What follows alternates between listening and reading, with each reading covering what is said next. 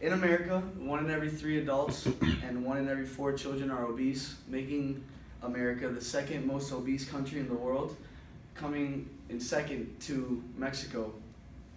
Before I talk to you about our problem with obesity, let me explain to you what defines obesity. Well, to understand the true size of Americans' obesity epidemic, we first need to understand what it really means to be overweight. Generally, doctors and nutritionists classify people as either underweight, healthy weight, overweight, or obese. These different classifications are determined by the body mass index, or BMI, and that is basically the sum of the weight and the height of the person, and they obviously have some formula to figure out whether you're overweight, obese, underweight, or healthy. Obesity-related conditions include heart disease, stroke, type 2 diabetes, and different types of cancers. It's actually one of the leading causes of preventable deaths in America. Being physically inactive is responsible for 1 in 10 deaths among U.S. adults. And as stated by the stateofobesity.org, 80% of American adults do not meet the required amount of physical activity needed.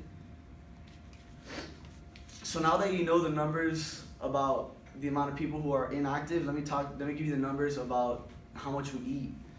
The average American ate almost 20% more calories in the year 2000 than they did in 1983.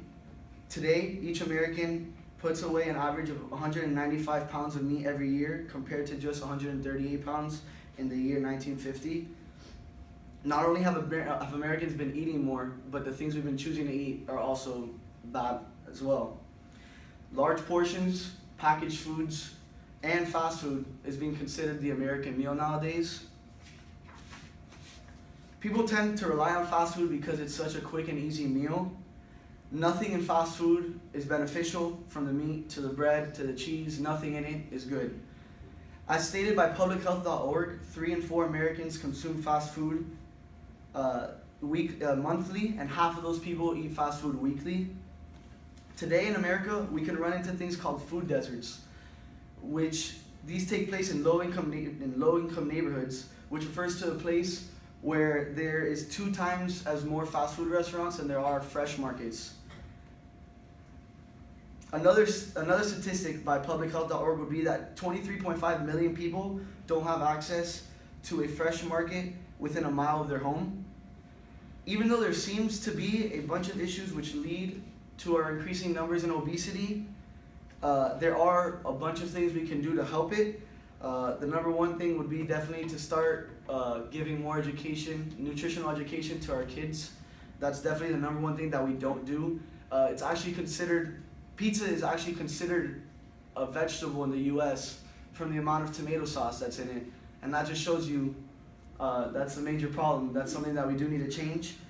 Another thing that we can do is try to reduce the amount of fast food restaurants that we have in certain areas, such as the low-income neighborhoods that are considered food deserts.